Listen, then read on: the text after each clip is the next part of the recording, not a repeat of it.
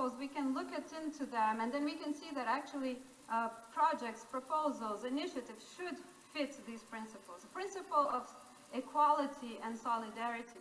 Because the idea of South-South is not, for example, a new North-South, and it's not, for example, a one-size-fits-all. So it should be based on the demand of the countries that are, let's say, seeking for support, but also the one who is offering the support. That is why solidarity is so important, and mutual benefit. Because often when we talk about South-South, we end up in a situation in which countries might be in very unequal footings. So to avoid problems that we had with traditional forms of cooperation, we really have to think about this mutual benefit so that it's a real win-win situation.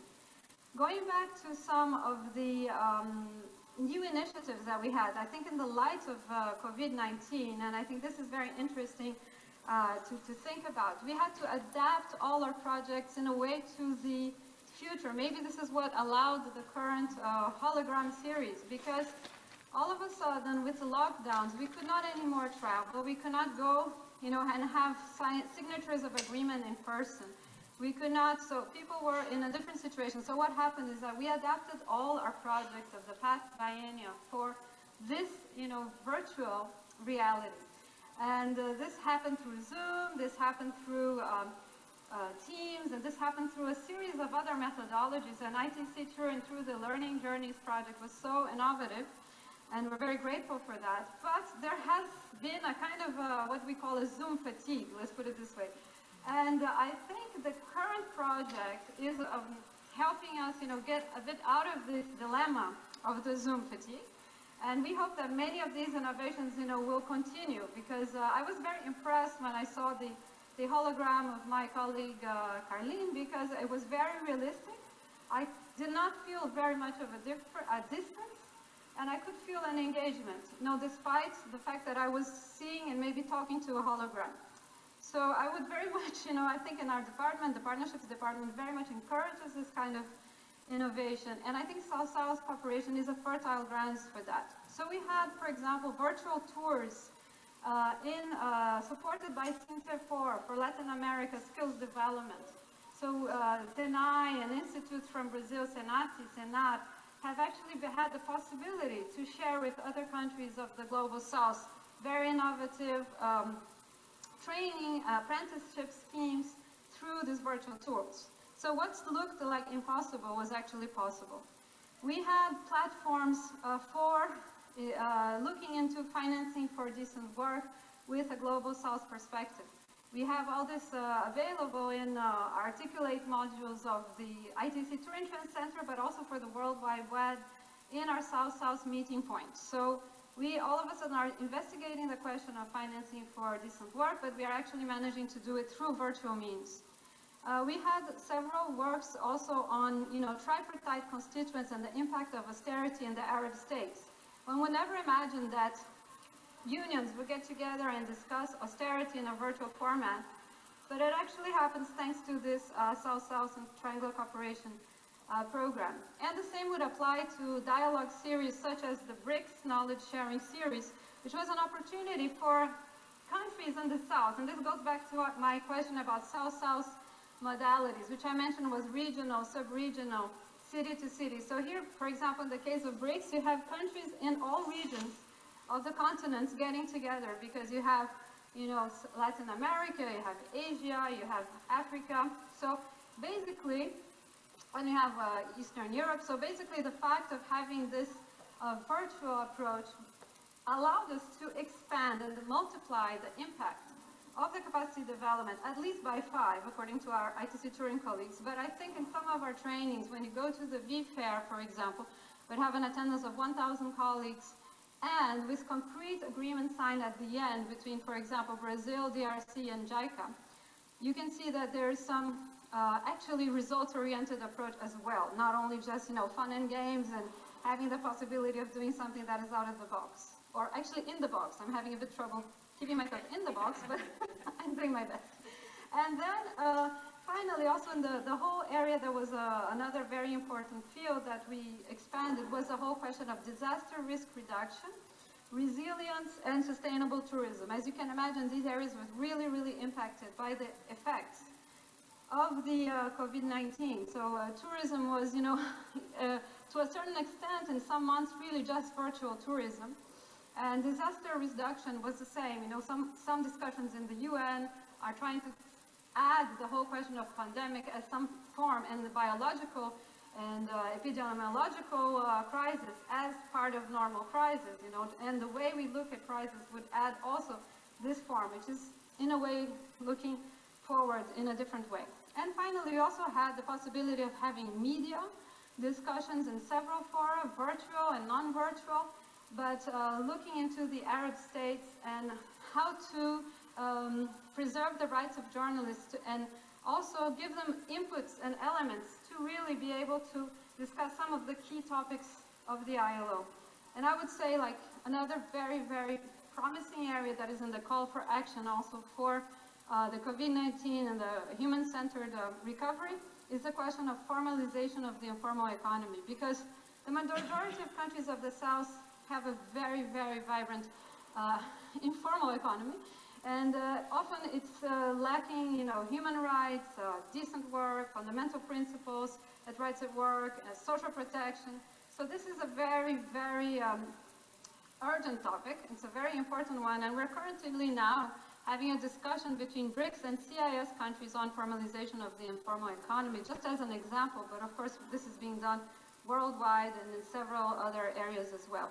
So these are just some elements of what our South-South and triangular cooperation strategy is doing within, of course, the overall framework of development cooperation.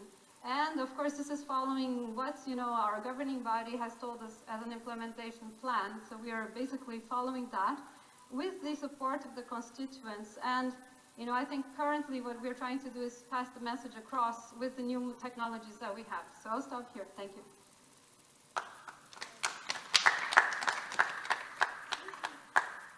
If you have any questions, I was told that I have to repeat them because the audience of 5 people, no, 10, I have to repeat. So if you have any questions, please go ahead. For those on Zoom, you can actually write your questions. This is an experimental process, that's why we did a little short, only 15 minutes, but we have another 10-15 minutes for questions, so feel free to ask any questions. And if I can't answer, I'll ask some of my colleagues who are stepping here to answer them for me.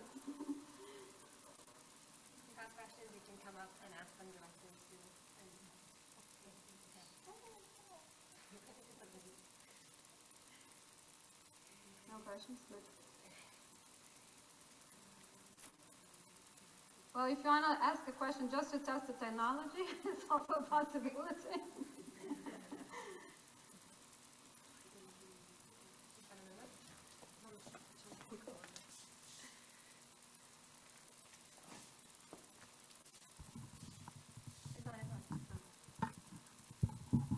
Can you hear me? Take off your mask when you ask questions. Yes. How do you think that this type of technology, like the holograms, or maybe if you've come across with virtual reality or augmented reality, do you think this can be helpful? And how do you think that could be done for South-South cooperation? Yeah. So I'm going to repeat the question in case you haven't heard. And the question was, how is this new technologies, including holograms, but any other forms of new technologies, Zooms, Articulate platforms, other platforms, how they can improve capacity development, what is in there for us? And I mean, this was a question that I understood. So basically, I would say that I think in some aspects, we were pushed by the COVID-19 crisis to enter this learning journey, I would say, that includes also new technologies. One of the reasons was, as I mentioned, the lockdown. So people could not travel. We are spending money and also spending, you know, environmental, it's environmentally also negative, all this travel. So there's 2 positive spill-ups. So I think I would say that is one of the reasons. And the second one is the outreach and the multiplier effect. So what we notice is the audience for the capacity development trainings have multiplied by 5, in some cases by 10. So you're reaching out to a much bigger audience. What we still have to evaluate is the results. We have some concrete results, like the one I mentioned on the Skills V forum with a concrete signature or interest in signature of agreements, the triangular cooperation agreements between Brazil, JICA, and DRC. But we still cannot really measure 100% the effectiveness of this methodology, and I think some of the impacts also into what is the difference of having the real face-to-face engagement. But definitely in cases where you are in a situation of crisis where you cannot go, you cannot travel, I think the presence is to some extent, I cannot say substituted, but you know, it's enhanced somehow by the technology. And I think, for example, vis-a-vis Zoom, at least my feeling, this hologram is a little bit livelier and more engaging than when you're looking at somebody in a Zoom small little square. We're all a little bit tired of those squares. I don't know if some of you had some dreams with these squares, but you know, I think this is also a nice substitute. And while we are in this phase and we don't know how long the pandemic will last and what are the lessons, I think experimenting with technology is an interesting approach.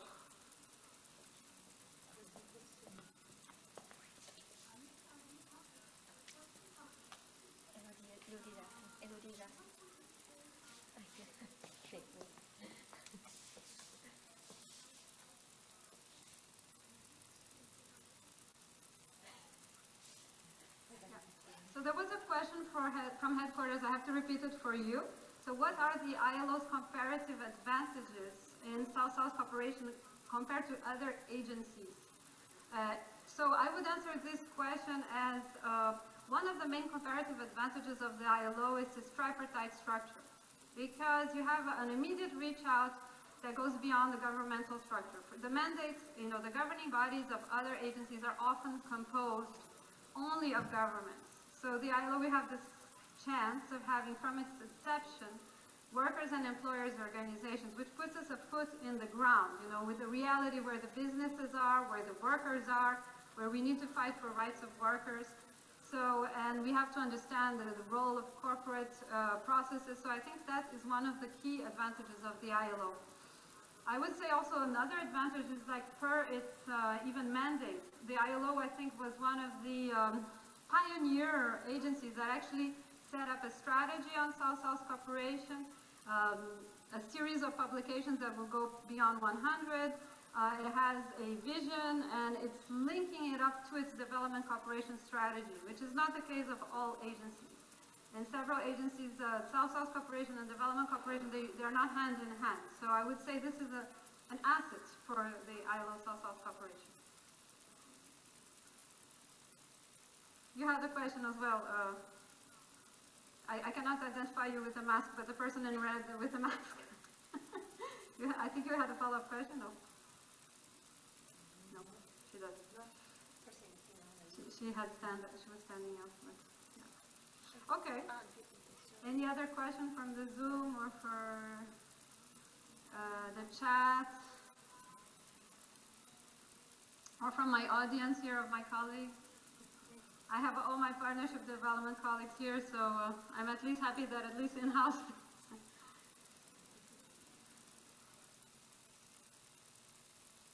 No more?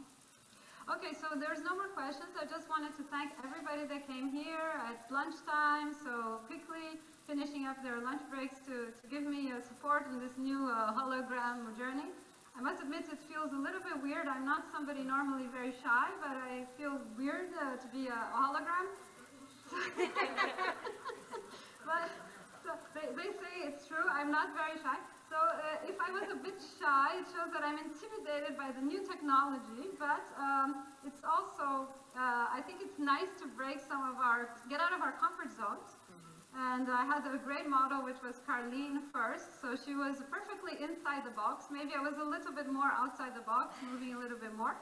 But in any case, I enjoyed the experience. I thank all of those of you here in Geneva, those in Turin, and also in Zoom. Thank you very much. Thank you.